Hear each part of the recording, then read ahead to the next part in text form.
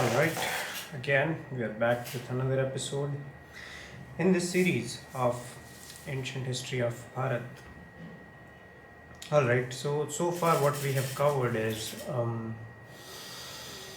alright, so a brief and a quick recap about so far we have managed to establish is there was some sort of a faith or a belief system that was practiced, okay, way before the Rig Samhita and all the other Vedas were written down.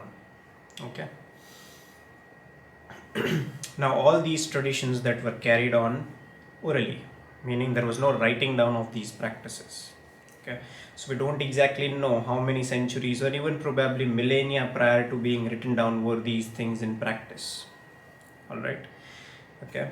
So from that ancient primitive faith, when it was more closer to the transition from the hunter-gatherer to the settler community phase.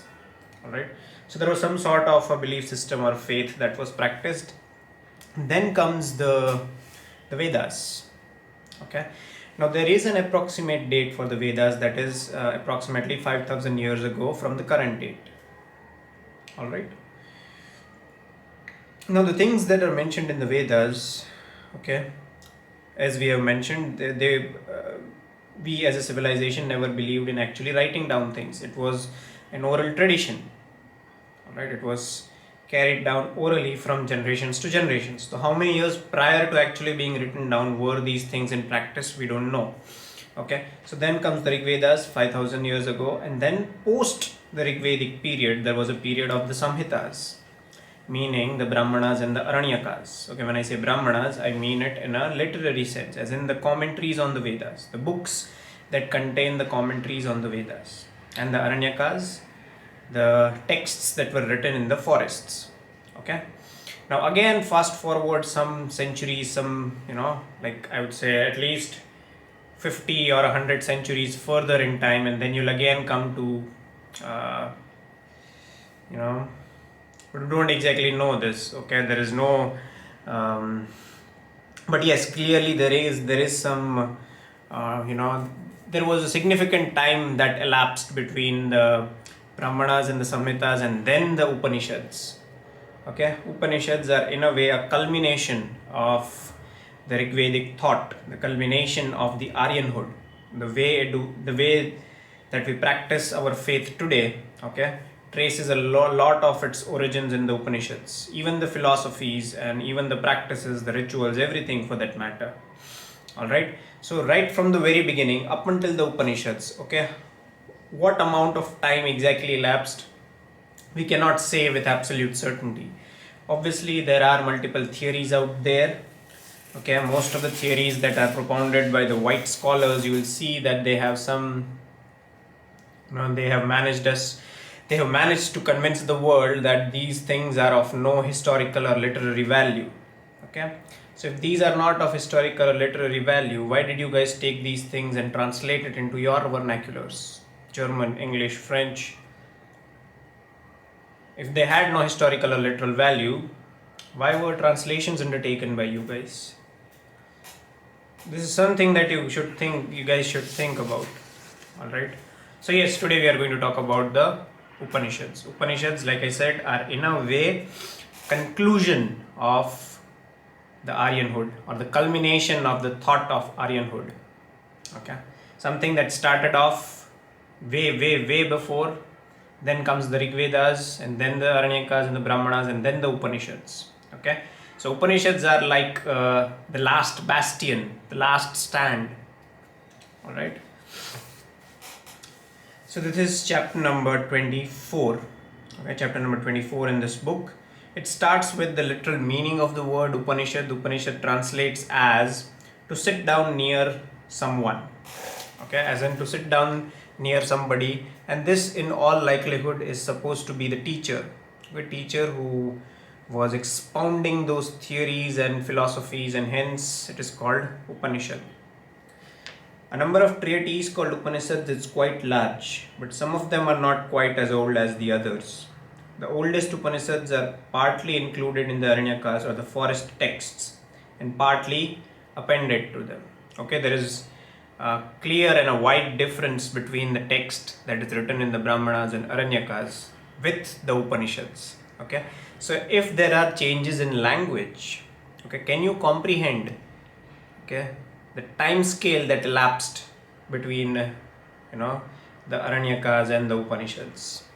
Because there is a significant uh, change in the language of the Upanishads. Okay, the Upanishads are usually called Vedanta, the end of the Veda, not only because they came at the end of the Vedic period or that they were taught at the end of Vedic instruction, but also because the later philosophers found in them the final aim of the Vedas. Okay, so for somebody commoner like you and me, if you wish or if you aspire to understand the wealth of wisdom that has been left to us or that has been bequeathed on us by our ancestors, okay, you need not read the entirety of all the Vedas. You can simply just go through the Upanishads. But here's the catch: the number of Upanishads is quite large. There are like number of Upanishads. All right. These are the Aitreya Upanishad, the Kaushitaki Upanishad, Taittiriya Upanishad, Mahanarayana Upanishad, Brihadryanka Upanishad, Chandogya Upanishad, Kena Upanishad. These are the ones that have survived. How many of them have not survived? We have no way of knowing that.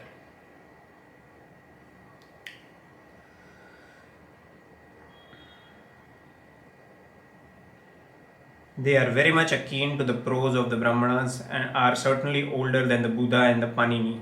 Okay, like even the Upanishads were written before, Buddha.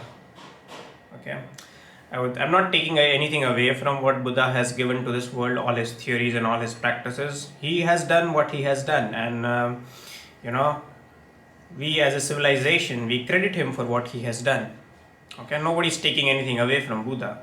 Okay, all I'm saying is what he said and what he elaborated upon. Okay, those principles and those philosophies were already expounded in the Upanishads. Okay, what he had done was merely he had studied all of this, for which we must give him the respect and due respect that he deserves. Okay, he must have actually studied the Upanishads and the Vedas to come up with all of this. Okay, all we hear, okay, is that Buddha, he went from place to place and simply by meditating he got all his knowledge. This cannot be true. Okay, this cannot be practically be true. Buddha in fact would have learned all the Vedas, all the Upanishads for him to be able to comprehend what was revealed to him, if indeed it was revealed to him. Alright. So all the Upanishads are even there were written down and existed in life or existed in reality or in practice even before Panini. For those of you who don't know, Panini was a grammarian. He was the person who formalized Sanskrit language. Okay. The non-Vedic Upanishads may be divided into 6 categories. Now there are also Vedic Upanishads, meaning the scholarship that deals especially with the things that are mentioned in the Vedas, and there are other Upanishads, okay, that have nothing to do with Vedas, and hence they are named non-Vedic Upanishads. Okay, they can be divided into 6 categories. Okay, number 1 is the present Vedanta doctrine. Second, those who teach yoga. Okay, third one is those extolling the ascetic life. Fourth, those which glorify Vishnu as the highest deity. 5 is those which give the same position to Shiva, and the Upanishads of the Saktas. Okay, so even there is a copious amount of literature that was written as a commentary on the Vedas, that is there, but there was also even more so significant amount of literature that was written for non-Vedic things such as yoga. There were also Vedas that Upanishads that are written for glorification of Vishnu and Shiva. The total number of Upanishads is very large, and one of the latest, the Muktika Upanishad, enumerates 108 Upanishads classified according to the 4 Vedas. Like I said, okay, for somebody, a commoner like you and me, if we guys want to begin to comprehend the vast amount of wisdom that has been given to us as a legacy, our ancestral legacy of knowledge. Okay, we need not read all the Vedas, we can simply just read all the Upanishads. In fact, reading the Upanishads would be a better choice because they also include some of the later developments. But the only problem is the Upanishads are very high in number. That's what we know of is 108.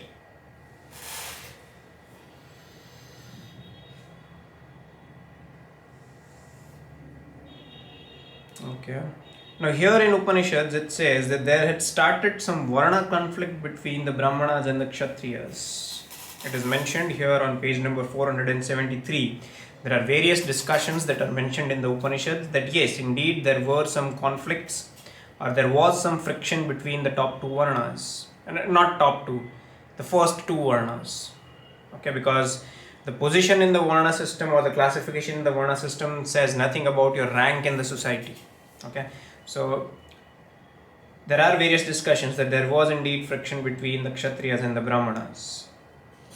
It shows no doubt that the superiority of the warrior intellect over the priestly one, at least in some isolated instances, but it also proves that even then the warriors as a class were regarded as intellectually inferior to the priestly class, who had, as it were, approximated the monopoly of thinking, and as such were not always expected to interfere in intellectual matters. Like I said, okay, we can sit and talk about this at length, but the bottom line is the human nature is competitive. If somebody is at the top, okay, it's in our nature to challenge the authority.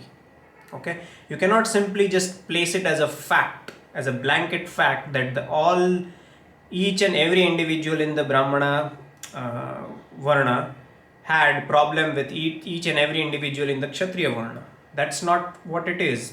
What this is an exception. Meaning, yes, okay, out of let's say 100 families from both the Varnas, maybe one or two might have some friction with each other. That does not record the reality of the remaining 98 or 97 families. Okay, so like I said, exceptions do not disapprove the rule. Okay, the rule was that there was harmony between all the Varnas.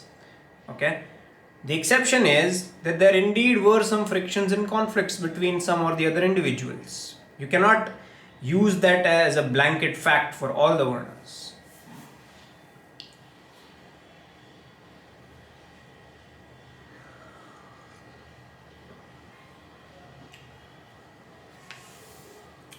Let's see what we have here. But when we come to the Upanishads, we find that the members of the non-priestly class grew more and more inquisitive into the true nature of the world. Thus, in the Chandogya Upanishad, Raikva, a Brahmana, not by caste but by his knowledge, instructs King Janasruti. The same Upanishad shows Satyaka Chabala of dubious descent to be worthy recipient of knowledge, as it does not swerve from the truth.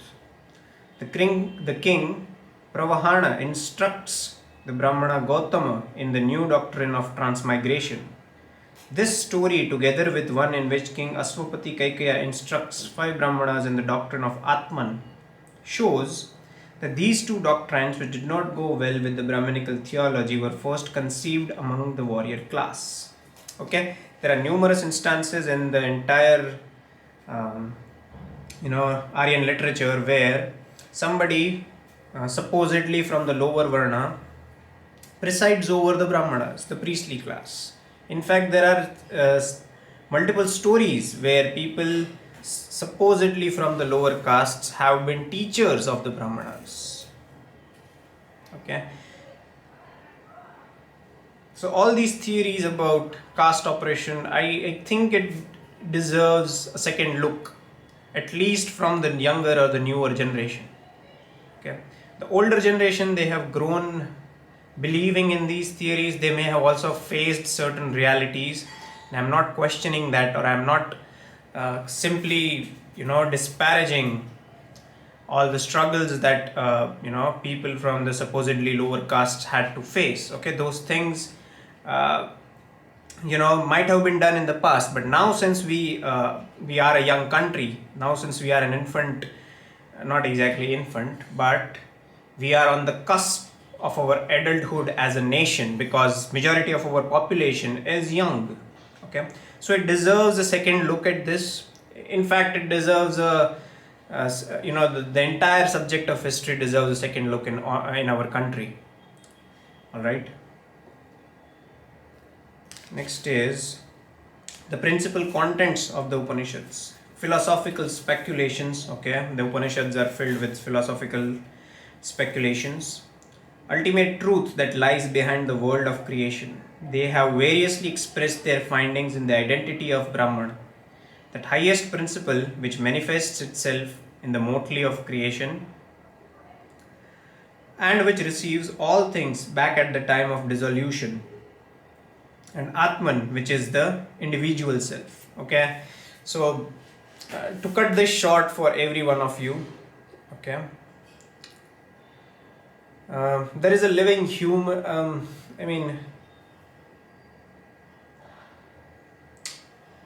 You guys might have come across this idea of on a lot of motivational pages and motivational speakers. They use this analogy that it's always you versus you. So one you view, we get it. Which one is the other you? That other you is Brahman. And the you which you know is your Atman. Okay? So that is what, this is the logic on which there are philosophies have been expounded on the Upanishads. There are other things as well. And this is again a very crude analogy to explain these things, but that's not the whole of it. Okay.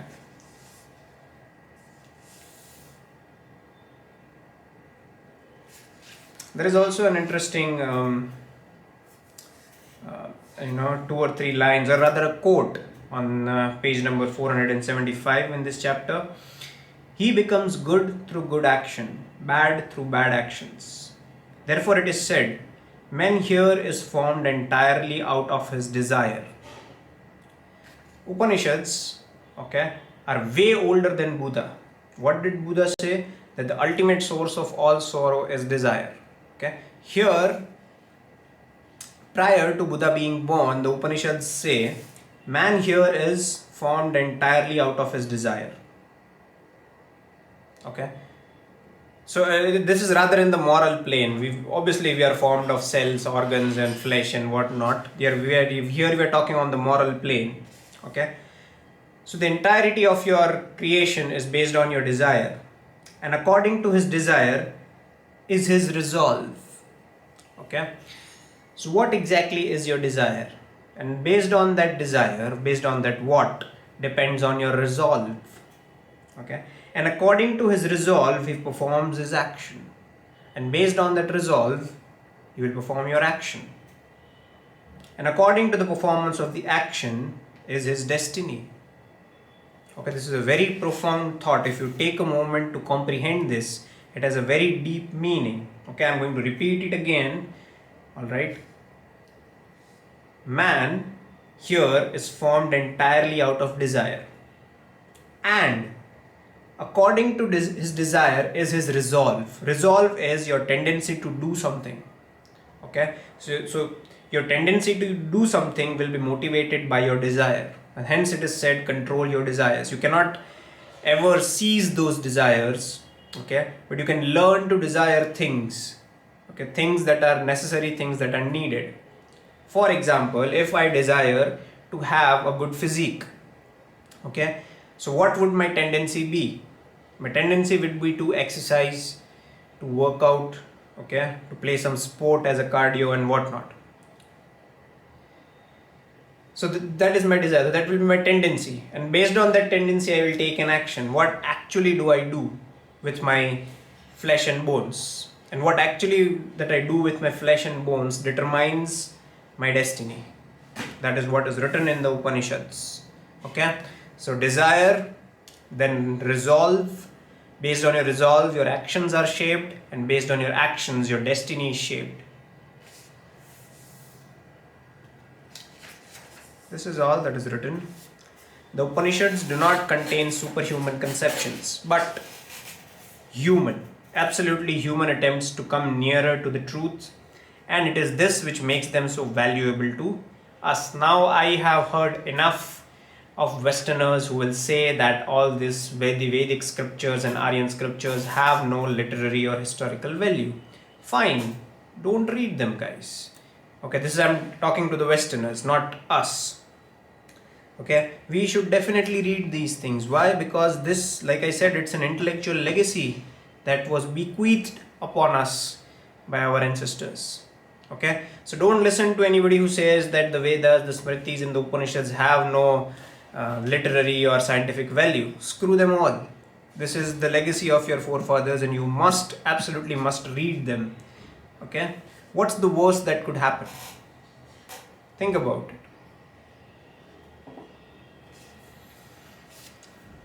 Okay, next up is the sutras. Okay, this was Upanishads. Next up is the sutra. Sutra originally means a thread, but the definition of a sutra clearly says that sutra should be brief in the form, but at the same time unambiguous in its meaning. Okay.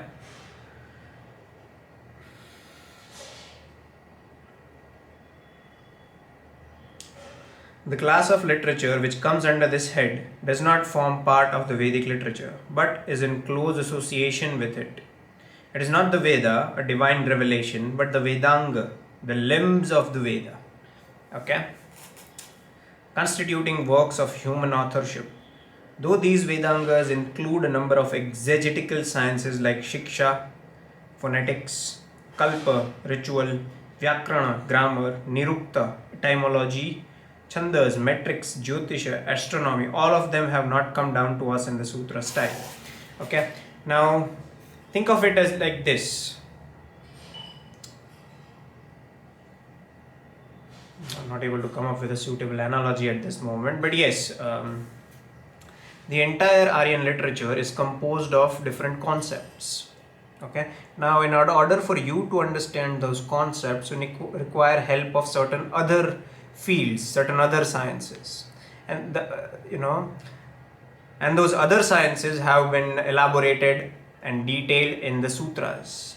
Okay, just like astronomy, Vyakran, and all that. Okay, so first of all, the first one is Siksha, Siksha. The traditional list enumerating the 6 Vedangas assign the first place to Siksha, or the science of phonetics. Phonetics meaning how do you say things. Alright, so this is 5,000 years ago we are talking about. They're elaborating and writing books about phonetics.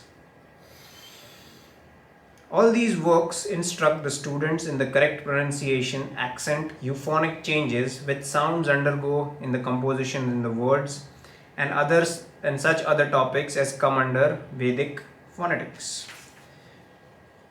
I know it might be difficult for some of us to comprehend that yes, there were things that were written down so far back in time. Okay. Alright. That's it for this video. We'll see you guys in the next one. Thank you for watching.